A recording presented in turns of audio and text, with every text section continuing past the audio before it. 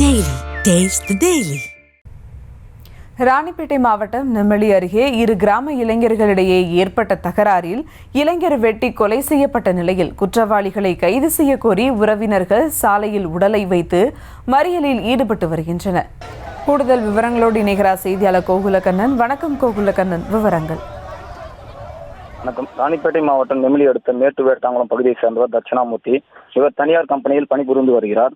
இவருக்கும் உளியநல்லூர் ஊராட்சிக்கு உட்பட்ட வெள்ளக்குட்டை பகுதியை சேர்ந்த சிலருக்கும் கடந்த 2 தினங்களுக்கு முன்பு தகராறு ஏற்பட்டுள்ளதாக கூறப்படுகிறது. இதனால் நெம்மேலி காவல் நிலையத்திற்கு தட்சிணாமூர்த்தி தன்னை உளியநல்லூர் பகுதியை சேர்ந்தவர்கள் தாக்கி கொலை மிரட்டல் விடுவதாகவும் புகார் தெரிவித்துள்ளார். ஆனால் போலீசார் அலட்சியமாக இருந்ததாக கூறப்படுகிறது. இந்நிலையில் இன்று காலை தட்சிணாமூர்த்தி மற்றும் நண்பர்கள் வீட்டின் அருகே உள்ள வயல்வெளிக்கு சென்றபோது மர்ம நபர்கள் சிலர் இருசக்கர வாகனத்தில் வந்து அவரை கத்தி எடுத்து ஓட சரமாரியாக வெட்டிவிட்டு அங்கிருந்து தப்பிச் சென்றுள்ளனர். இதில் ரத்த வெள்ளத்தில் படுகாயம் அடைந்த தட்சிணாமூர்த்தி துடிதுடித்து சம்பவ இடத்திலே உயிரிழந்தார்.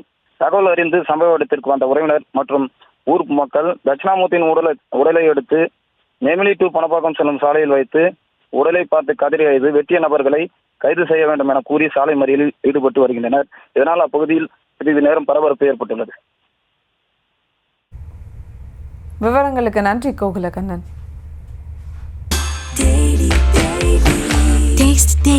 Taste the Daily.